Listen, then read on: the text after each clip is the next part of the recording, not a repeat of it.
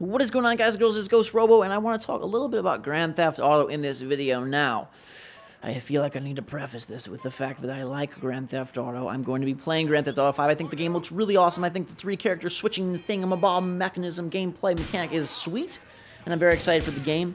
I think that games have every right to be violent, and they should be if they so choose to do so, but I do want to bring up this fact that since Grand Theft Auto 4, a lot of things have happened involving guns in America that have sort of changed the landscape of how people view random acts of violence. So the three that I'm mainly focusing on are the recent Boston Marathon bombing, the Newtown school shooting, and the Aurora movie theater shooting. And as I show you in the background here, I booted up Ballad of Gay Tony just to check out Grand Theft Auto 4. I was thinking about GTA 5, wanted to go back and dabble in GTA 4. I was like, dang, it's a little bit eerie that you can just sort of walk up and cause mass chaos in the streets. People scream. You can shoot women in the face with a shotgun, and the police come after you. Sure, there are consequences, but it's one of the few games that you can really sort of do this vigilante/terrorist type violence in a up-close and personal American-based fashion.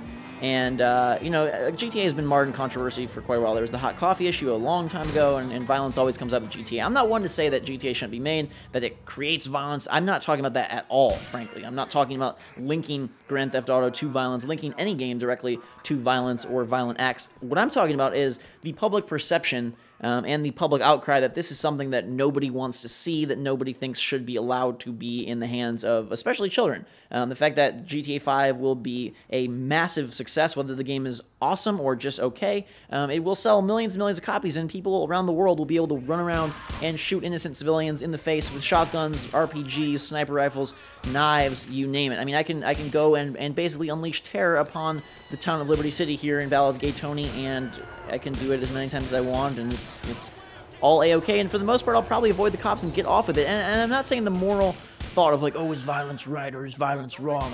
I'm not talking about that at all. I'm just merely saying the depiction of such random and vicious violence on a civilian level, is that something that's going to cause mass controversy?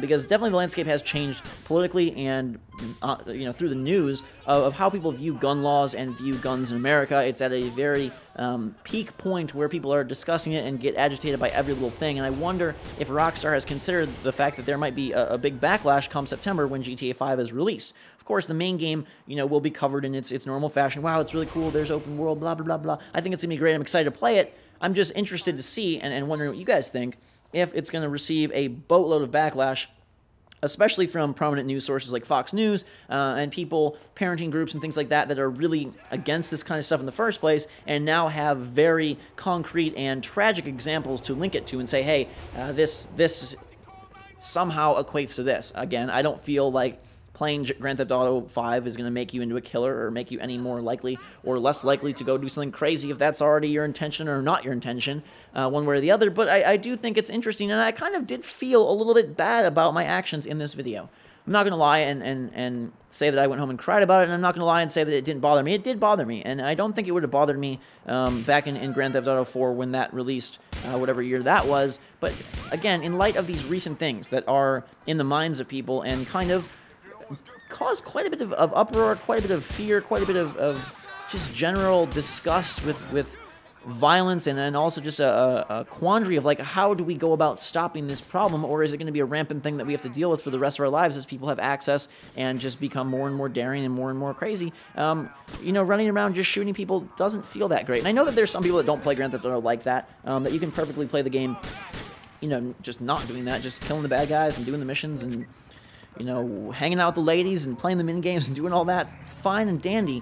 But I purposely made myself go through this experience of like, hey, I'm going to walk on the sidewalks and just really go to town on these folks and see what that felt like. And it didn't feel good. And I know that a lot of that has more to do with the mental meaning that we associate to it more than the actual action, because really it's just a bunch of ones and zeros on a screen that are given human shape. But that could be said about every game, and the fact that this is given a city feel, a street life, civilian level depiction of violence is a little bit more intense than if we were, you know, fighting alien dogs in Halo 4, or even if we were shooting other humans in Call of Duty, because it's a war-based setting and somehow that feels justified and right in our minds, or at least okay. And yet going down the streets, I don't think to hardly anyone will feel okay.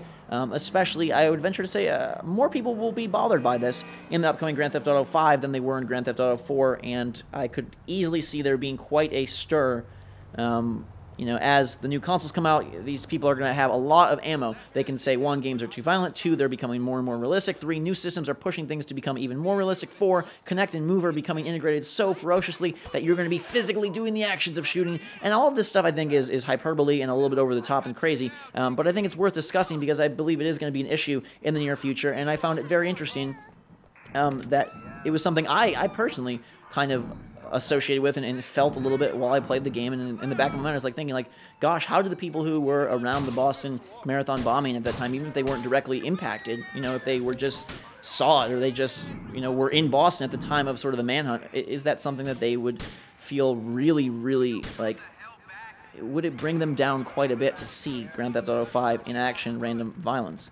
And it just was a thought going through my mind, and one that I would hope go through a lot of people's minds as games try to evolve and become more prominent in the mainstream. And not saying that you have to water games down for them to become mainstream, or that games should be, you know, babified in order to be made more consumable by a general population. But it's just an interesting topic that will come up as stories and games try to evolve themselves to the same level as cinema and film. Will they ever get there? I don't know. But when you can run around shooting people in the face, it's definitely something that's going to raise a spike of awareness and raise a spike of controversy. Let me know what you guys think. I'm very interested to see if I'm crazy, if you guys agree, if some of you would feel the same way, if watching this video evokes similar feelings for you or not. Thanks so much for watching. Hope you have a fantastic day, guys and girls. Hit that like button if you enjoyed the video and the discussion. Look forward to hearing what you have to say. Until that time, though, guys and girls, drink some hot chocolate. Fantastic day once again, and we'll see you all later.